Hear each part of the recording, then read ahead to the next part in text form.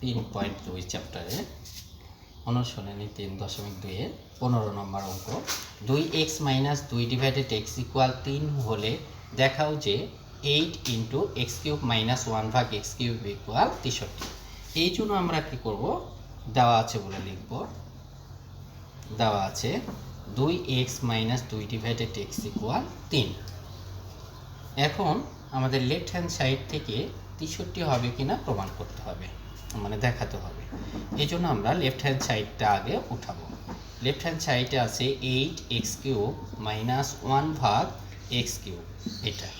তাহলে 8 এর সাথে x³ যদি গুণ করো 8x³ হবে, এবং এই 8 যদি তুমি এটার সাথে গুণ করো তাহলে হবে, প্লাসে মাইনাসে যদি গুণ করো মাইনাস হবে। 8 এর সাথে 1 যদি গুণ করো 8 কে 8 নিচে x³ হবে। আচ্ছা, এবার আমরা দেওয়া আছে যেটা সেটার সাথে মিলানোর চেষ্টা করব। দেখো এখানে দেওয়া আছে 2x - 2 ডিভাইডেড x। তাহলে 8x³ কে যদি আমরা ভাঙাই 2x তার উপর যদি কিউব দিই তাহলে 8x³ হবে, মাইনাস 2 ডিভাইডেড x তার উপর যদি আমরা কিউব দিই তাহলে কিন্তু আমাদের 8 ডিভাইডেড x³ হবে। এখন এটা আমরা a³ - b³ এর অনুসিদ্ধান্ত ভেঙে দেব। a³ - b³ সমান আমরা জানি a - b all cube plus 3ab into a - b।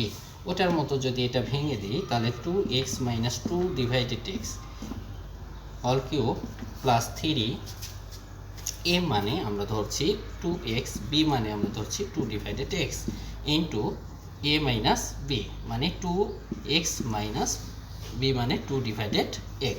এটা তোমরা এখন দেখো এটা উপরের x নিচের x ভাগ আকারে কেটে যায়, আর 2x - 2 ডিভাইডেড x এর মান 3 দেওয়া আছে, সেই 3 লিখব, তার উপর কিউব দেব, যোগ 3 × 6 6 × 12 হবে, ইন্টু 2x - 2 ডিভাইডেড x এর মান তোমার দেওয়া আছে 3, সেই 3 লিখলাম।